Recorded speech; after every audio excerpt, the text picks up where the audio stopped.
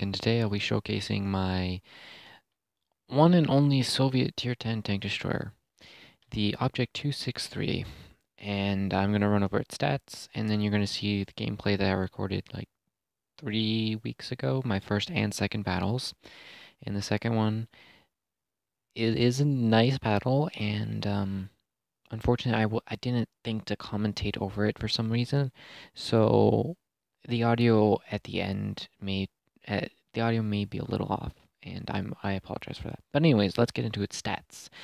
I've got an 83% crew, so of course gun handling and mobility will be affected. So 1750 health average, yes, pretty average. It's got less health than the Egg Tiger at tier 9. My mind's blank, sorry. 250 millimeters of frontal hull armor. That is really good, except for the fact that there's two weak spots. One's easy to hide, one is really hard to hide. 80 millimeters on the side, so it can get heshed, it can get AG'd by any 150 millimeter, and 50 on the rear, which means that it can AG itself. It weighs 60.61 tons. Yeah, not a small or light tank. It has 1155 horsepower with on its engine. Of course, that is boosted with provisions, so there's that. And that means that it has 19.06 tons, no, horsepower per ton. So it can start moving fairly quickly. 55-kilometer top speed, but it can go 60 downhill if you have provisions and whatnot. 33.46 degrees of traverse. That is not great, but once again, this is only with an 83% crew. I'm sure with a 100% crew, in fact, I'll check that. It'll go up to around 35, 36. It has 250.6 meters of view range, average. Its gun, though, it's basically got the tank destroyer version of the IS-7 gun, except for with way better penetration. So it has 8.03 rounds per minute, and that combined with the fact that it has 460 alpha means that currently I'm running it with 3,693.8 damage per minute. That is fantastic, and I don't have a 100% crew. I've heard that you can get this thing down to 6.9 second reload, which is the same as the 215B. FE 215B, yes, German, British Tier 10 heavy tank, which has one of the best guns at Tier 10. Well, it has the best on a heavy tank. It has 600 alpha with HE, which if you spammed HE and fired 8 rounds that all penetrated and rolled for a minimum of 600, average of 600, you do 4,818 damage per minute. That is ridiculous, but the problem is, unless the enemy team has a lot of grilles, or showing you a lot of their rear ends, you aren't going to be able to do that damage, so that's the problem. Otherwise, the 183 would have better DPM. Its choice of ammo, AP, APCR, and AG. It's better than using heat, because heat gets absorbed by tracks and whatnot, and yeah. So it has 290 millimeters pen on its AP, which is pretty okay. It's one of the lowest for a tier 10 tank destroyer, to be honest. 330 with APCR, it's not impressive.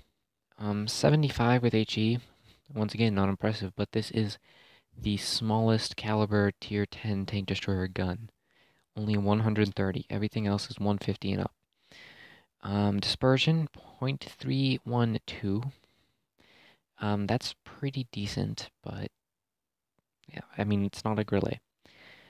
4.1 second aim time. I don't know if the aim times that Wargaming display in the garage are actually accurate, because the World of Tanks Splits Assistance app says something entirely different.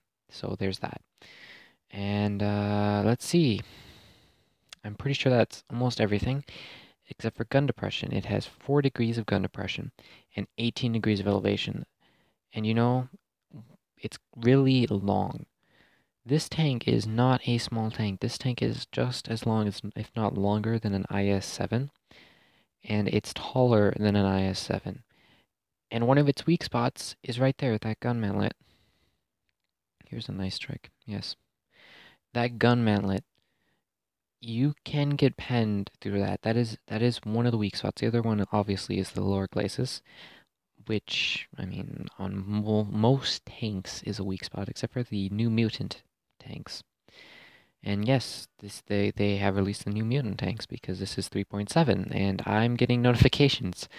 Okay, I kind of rushed through that, but yeah, that's all I'm gonna say on stats. I'm pretty sure I didn't miss anything.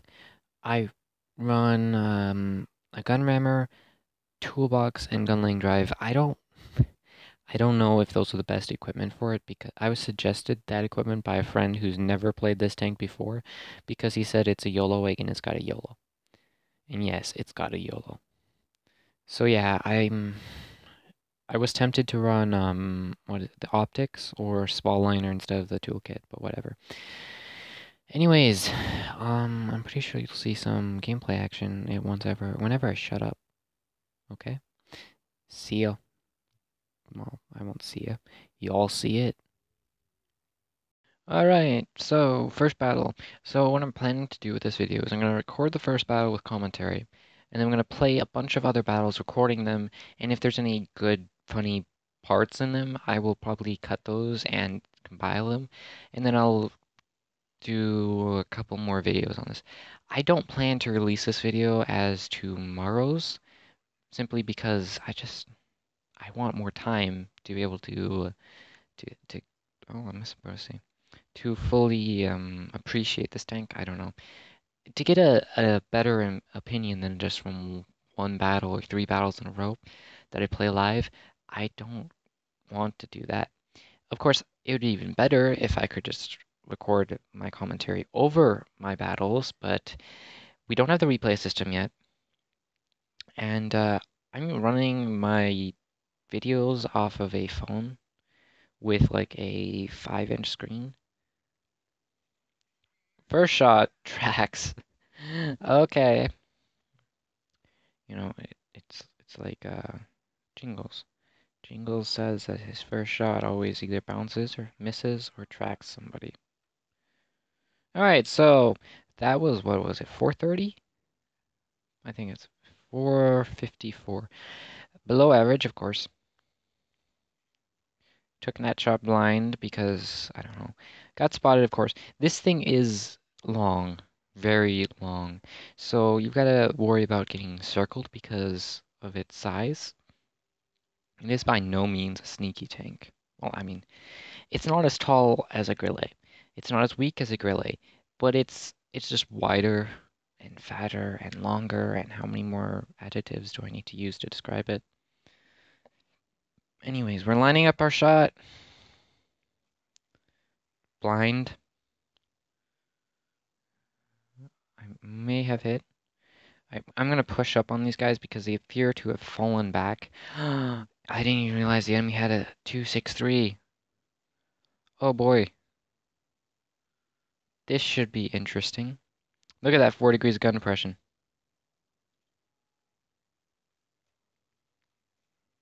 And I set him on fire and a mission and 700 damage. Alright, so he put one shot into me. I'm stuck on a rock. Story of my life. Always stuck on a rock. So I fired 4 shots, 2 of which I know for sure did damage.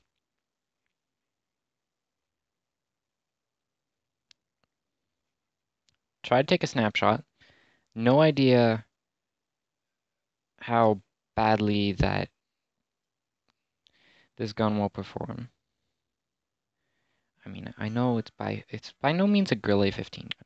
Grillet 15, in my opinion, has the best gun stats, except for damage. Oh no, I don't want to win like this. I actually want to do freaking damage. I'm trying to traverse my tank. Please let me.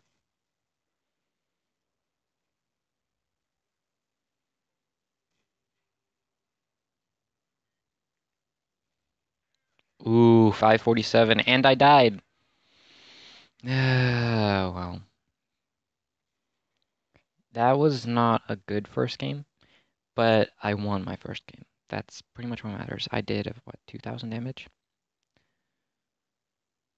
2,000 damage. Oh, 111,000 credit profit. Oh, that's always nice. Thank you, mission. Second on the team.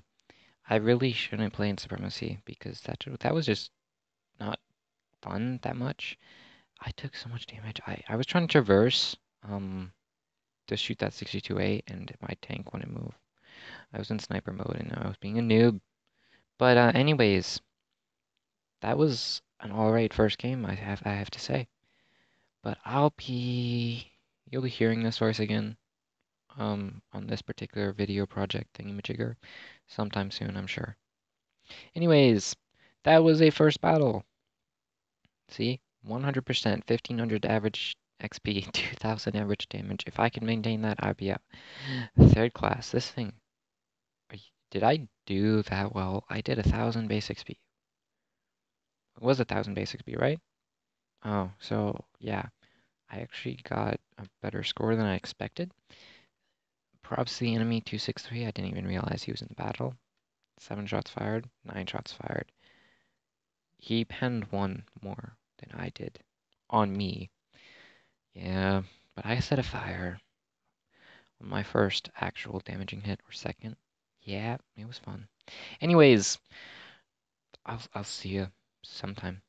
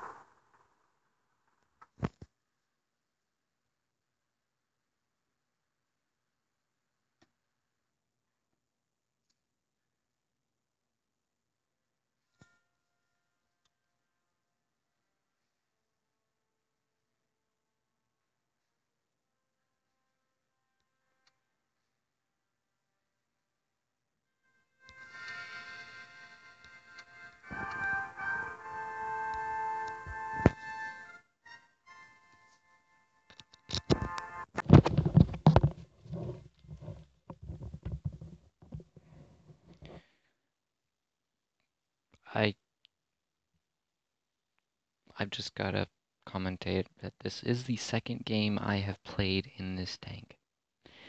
That is the highest damage I have ever done in this game.